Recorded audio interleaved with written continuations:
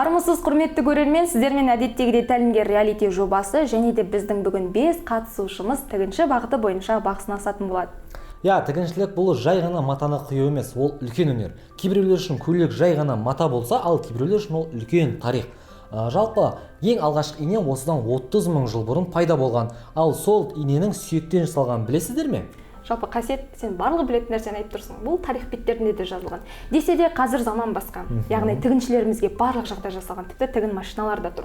Білесің бе, 1 секундтың ішінде 100 тігіс шығуы мүмкін. Ал оның ішінен біреуі қате кетсе, біздің тігіншілеріміз басынан бастайды. Ол тек тігін барысында ғана емес, яғни бұл жерде есеп те мықты болу қажет. Себебі миллиметр мен сантиметрді шатастырып алатындай болса, тіпті ол жерде көйлек емес, перде шығып кетуі де ғажап емес.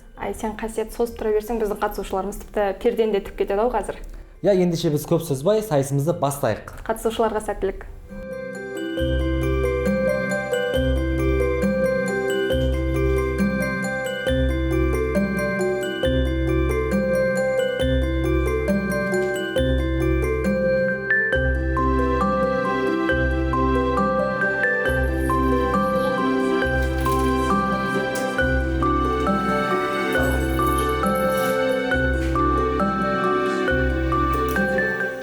Сайысымызды бастамас бұрын тәлімгерімізбен таныс болайық. Нилуфар академиясының негізін қалаушы, дизайнер және жеке кәсіпкер Нилуфар Әшімқызы. Және де бүгінгі біздің бақ сынасатын 5 қатысушымызбен де таныс болайық. Менің аты-жөнім Арзыматова Наргиза. Мен осы Түркістан жоғары көпсалалы өнер колледжінің студентімін. Қазіргі таңда 2-ші курста оқып жатырмын. Менің аты-жөнім Жұмабек Нұргелді болады. Мен қазір Қазақ Түрік университетінің 5-ші курс студенті боламын, дизайн мамандығының. Дизайн мамандығында оқимын. Аты-жөнім Станбекова Назым, МКТУ университеті 4-ші курс дизайн мамандығында оқимын. Менің есімім Сартбай Айыржан Нұржігітқызы. Колледжде оқимын, Ахмет Яссауи кәсіби колледжінде оқимын. Менің аты-жөнім Макамбаева Севара, МКТУда 4-ші курста дизайн мамандығында оқимын. Ендеше құрметті көрермен, біз сайысымызды бастамас бұрын Нилуфар ханымнан жалпы жарыс туралы білсек. Алдымен мына 5 қатысушымызды құттықтаймын. Бұл қатысушылар 20 қатысушының ішінен 5-еу ең мықтылары таңдап алынды деп ойлаймын. Қатысушыларға сәттілік. Енді жарыстың бүгінгі бірінші күні, яғни бүгінгі шарты бізде докер болады, бас киім тігесіздер. Бас киімге арналған джинсы материалы беріледі сіздерге. Барлықтарыңызда бірдей беріледі. Соны барынша үнемдеп, барынша жеткізесіздер. Шарттары конструкция жағынан қалай оны сіздер үнемдеп пішесіздер, қалай дұрыс пішесіздер, соған қаралады. Одан кейін технология жағынан қаралады, яғни тігістеріңіз қалай тігілген, сол жағынан қаралады. И дизайн жағынан да қаралатын болады. Құрметті қатысушылар, сіздерге 2 сағат уақыт берілетін болады. 2 сағаттың ішінде бас киімді тігіп үлгерулеріңіз қажет болады. Және де сіздерге керекті құрал жабдықтардың барлығы осы столдың үстінде, жаңағы линейка, қалам, еске сызып алам дейтін болсаңыздар, міне миллиметровка, крафт қағазы, барлық құрал жабдықтардың барлығы осы столда тұр деп ойлаймын. Керек құрал жабдықтар, яғни машинкамен пайдаланасыздар, одан кейін үтік керек болса үтіктен пайдаланасыздар. Қаласаңыздар, мына жақта бізде промышленный машинкадан пайдалануларыңызға болады. Барлықтарыңызға сәттілік. Докер алғашында теңіз жағалауында жұмыс жасайтын адамдардың бас киімі болған десем сенесіз бе? Тіпті қалпақтың бұл түрі дәл қазіргі уақытта сәннің ажырамас бөлігіне айналып үлгерді. Көріп тұрғандарыңыздай бүгін қатысушыларымыз докерді порт қызметкерлеріне емес, қыздарға арнап жасайтын болады. Ал біз сайыс басталмас бұрын әр жас тігіншінің бұл салаға деген қызығушылығы қалай басталғанын бірге білейік. Мен Нилуфар Әшімовна, дизайнер, модельер, конструктормын. Дизайн саласында 19 жыл қызмет етіп келе жатырмын. Қазіргі таңда ателье саласы бойынша және тігін курсы, тігін ательесі, одан кейін қызмет көрсету вышивка бойынша жұмыс жасап келеміз. Жалпы дизайн мамандығына қызығушылығым 2 класста басталған болатын. Осы 12-13 жасымнан бастап осы тігінмен айналысам өзім. Сол кішкентай кезінен бастап қызығып үйреніп жүрмін. 10-10 сыныпта уже мен алғашқы үйірмелерге барып, уже тігін процесін үйреніп, уже 11 сыныпта баса, уже кішігірім заказдар ала бастадым. Қызығушылығым бұл тігіншілікке 5 жасымда пайда бастады. Бұл ол кезде құрақ тігетінмін. Оған себепші болған өзімнің әжем. Негізі кішкентай кезімнен өзім суретке қызығатынмын. Уақыт өте келе сол сурет пен дизайнның арасын таңдай отырып, дизайн бағытына таңдадым. Құрметті көрермен, қатысушылардың берілген тапсырманы орындауға білек сыбана кіріскенін байқаған боларсыздар. Аяқ алыстарына қарағанда бірінші кезең олар үшін қиынға соқпайтын секілді. Осы мүмкіндікті пайдаланып, жас тігіншілеріміздің алғашқы жұмысын өздерінен сұрап көрейік. Ең алғаш жасаған өзіме киім тіккем. Жазда киетін двойка, сондай тігем. Менің сестренкаларым, әпшелерімнің қошақтары болатын. Сол қошақтарға мен киімдер тігетімін. Ең бірінші жасаған жұмысым әрине есімде. Ол өзіміздің кәдімгі құрақ. Ал киім жағынан келетін болсақ, өзіме кәдімгідей тігіп шығаратын тұғым. Ең бірінші жасаған жұмысым мектеп кезінде технология сабағынан тіккен көйлегім болатын. Тігіншілік саласына қызығатын жастардың өзінің жеке идеясы болу керек біріншіден.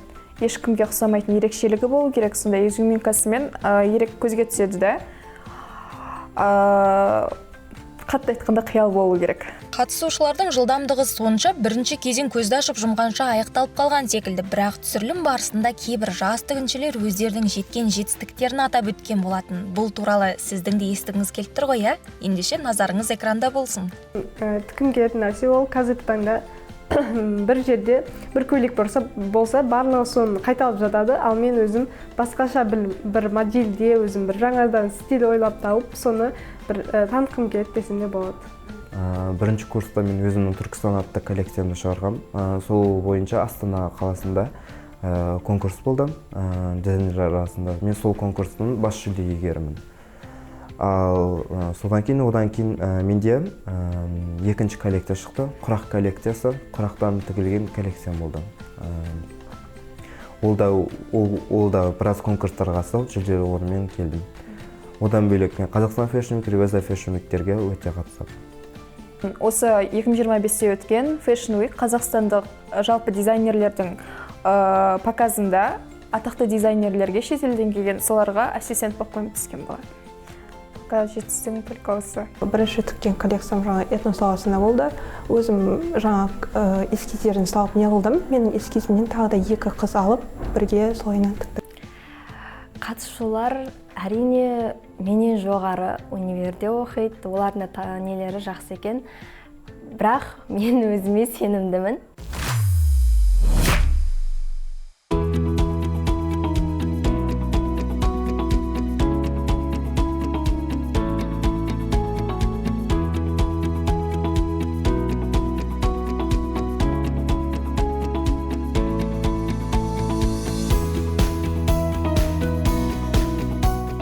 Көбінесе болып жатқан сезімдер қазір менде қобалжу болып тұр. Және де бұрын-соңды жасап көрмеген затты жасағаннан кейін кішкене қорқыныш та болып жатыр. Жалпы менің жарыс туралы ойым бастапқы туры өте қиын болып жатыр. Өйткені мен өмірімде тігіп көрмеген затты 2 сағаттың ішінде маған тігіп бітіру керек болды. Қасымдағыларға қарап, ондай берілмей тігіп көрдім. Менің ойымша жарыста қыз бала деп бөлінбейді, әркімнің талантына байланысты әрине. Біздегі жарыста қазір 4 қыздың арасында 1 бала жүр. Ол өте күшті. Менің ойымша өткені бізде қалыптасып кеткен дизайнер только қыздар болу керек, тігінмен только қыздар айналысу керек, жоқ наоборот қыз бала деп бөлінбейді. Тем более андай менің ойымша қыздарға қарағанда негізі балдардың сана сезімі жоғары болады. Бұл салада жеңер-жеңгенсін білмеймін. Мен бұл конкурсқа келу себебім просто өзімнің қабілетімді байқағым келеді. Әділ алқасы өзі шешеді кімнің мықты екенін. Ал қалған участниктерге мен сәттілік не қыламын. Ал өзімді прям мықтымын деп айта алмаймын. Өйткені менің үйренерім әлі өте көп. Мен әлі ізденіс процесінде деп айта алсам болады өзімді. Сол себепті осы конкурсқа да қатысып отырмын. Өзімнің өремемді көрейін деп. Бастапқыда маған көбісі айтатын тұғын, типа бұл қыздың жұмысы ғой деген сияқты, неге бұны қыздың несін істеп жүрсің деп. Ал шыны керек, бұл мамандық маған өте қатты ұнады, өткен неғылкемен. Бірақ үйдегілердің маған ешқайсысы қарсы болмады. Анам маған только өзің не қалайсың, соған қарай ұмтыл деді. Шын көңілмен жаса деді бәрін. Сол кезде арманыңа жетесің деді. Сол анамның берген батасымен несімен осы жетістіктерге жетіп отырмын. Негізі қателік барлығымызда болады ғой енді. Жұмыстан енді мен айта алмаймын, барлығынікі әдемі. Ана Нұргер де маған өте әдемі. Маған соның жұмысы қатты ұнап жатыр.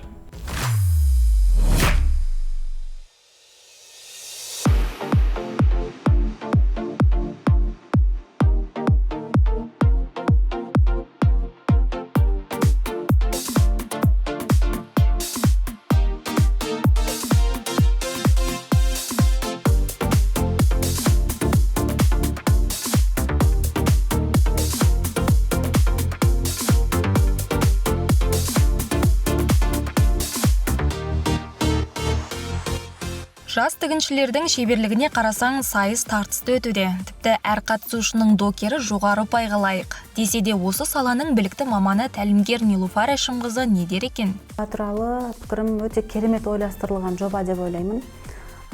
Бұрыннан осындай жоба бізде де болса ғой деп негізі армандайтынмын мен де. Бір басқа елдердің реалити шоуларын көрген кезде қызыққам негізі. Күшті ма, күшті екен, мынау прям дәл кезінде бүйтіп түсіріп, ана қиналған кездерін көрсетіп, кәдімгі прям реально бүйтіп көрсетілген нелерді көріп, өзім қатысқым келіп қызыққам негізі. Енді міне маған осы эксперт болу бұйырыпты. Қыздардың жасап жатқан дүниелерін, жасап жатқан, тігіп жатқан заттарын көру, куәгер болу маған бұйырған екен осындай. Біз бірінші турға бас киімді таңдап алдық. Өйткені қатысушыларға негізі ең оңай біздің тур деп айтсам да болады. Бірінші турды сәл бейімделіп келу үшін де біз бас киім таңдап алдық. Оның үстіне бас киімде ондай көп өлшем жоқ. Және оның сызбасы да кішігірім жасап шығаруға болады. Есебі енді қатты қиын емес деген сияқты. Қатысушыларымыздың бас киімдері өзіндік ерекшеліктері бар, бір-біріне ұқсамайды. Одан кейін біз оларға ешқандай көмек берген жоқпыз. Лекал берілген жоқ, ешқандай бір сырттан ондай бір-бірінен көшіруге де ондай возможность болған жоқ. Барынша олардың ойы тезірек бітіріп, әрқайсысы өзімен жұмыс істеумен әуре болды. Ондай бір-бірінен көшіретінде жағдайда болған жоқ. Көріп отқандарыңыздай жаңа айтып өткенімде бір-біріне ұқсамайды. Дизайн жағынан да, лекалар жағынан да бір-біріне ұқсамайды. Бір енді олардың сәл асыққандығы, яғни уақыттың тығыздығын есепке алатын болсақ, енді сәл ғана тігіс технология жағынан жұт қателіктер болды. Енді ішінде әдемі лекалан, яғни пішімін де әдем жасап шығарғандар болды, пішімін онша келтіре алмай қалған қыздар да болды. Енді біз бағалауға келетін болсақ, әрине тездігін де есепке аламыз. Одан кейін дизайн жағынан да есепке аламыз. Конструкция жағынан қалай ол пішім берді ол бас киімге деген сияқты. Одан кейін жаңағы айтып өткенде технология жағынан. Тігістері қандай оның, қисық па, әлде қалай тігілді, қандай заттарды пайдаланды, соларды есепке алып бағалайтын боламыз. Біз қатысушыларға барлығына бірдей материал бердік. Сол материалдан өздері фантазияларын жасап шығарды. Бірден көзге түскен бізде жаңағы 4 қыз бір ұл болды ғой. Ұл болуына қарамастан, көбінесе бізде тігіншілікке қыз балдар бейім болады. Тігіншілікке көбінесе қыз балдарды тігіншілікті үйретіп, тігіншілікке қыз балаға керек дүние деген сияқты қараймыз ғой. Ал бұл жерде ерекшеленіп тұрған жері бізде Нұргелді. Ер адам прям көзге түсті деп айтам Нұргелдіні. ол бірден матаға лекаларын түсіріп, бірден тігіске, қыздар енді сызбасын бастап атқан кезде Нұргелді уже машинкаға отырып тігіп бастады. Тігіп атқан кезде де оның бір несі, маған джинсовый жіп бересіз бе деген сияқты бір дедім, уже идеясын ойлап жатыр, джинсы и джинсовый материалға джинсовый жіп қолданам деген сияқты өзі солай айтты. Уже мен таң қалдым, молодец дедім, не істейді екен, қай жеріне қолданады екен деп ойладым. И тек қана бір анау джинсы шалбарларды екі тігіс салады ғой, сол сияқты тігіс салатын шығар десем, уже қарасам ол кәдімгі джинсыдан уже оюлатып, и үстінен жаңағы қалың джинсыйдың жібін үстіне ою қып салатқан екен. И арасында тағы да қыздардан, тағы да қыздар бар, фантазиялары мықтылау, дизайн жағынан мықты қыздар да болды. Ішіне Назымда барын салып, дизайн әдемі қып шығарғысы келді ол қыз, бірақ пішінің конструкция жағынан сәл қиналып қалған сияқты. Ол екінші рет уже қарасам, екінші рет пішіп атқанын көрдік. Бірақ барынша дизайн жағынан әдемі шығаруға тырысып жасады. Мынау уақыт жағынан уже аяқ жағында сәл үлгермей қалып, сәл арт жағы уже үлгермей қалған жері болды. Ең көп қателік жіберген енді бізде Аяужан, енді басында келген кезде Аяужан өзі ауырыңқырап, аяғы сәл басамай келді да ол қыз. Түрін қарасам, прям түрі көздерінің асты көгеріп, анау бір жылаған сияқты адам болып келді. Ол қыз уже ауырып келген көрініп тұрды. Сол қыз сәл онша не дейді, сәл артта андай үлгерімі сәл неғымай қалды. Үлгерді, но бірақ бәрібір ауырып тұрғанда адам ойына ештеңе келмейді ғой, сондай состояниеда болды ол қыз.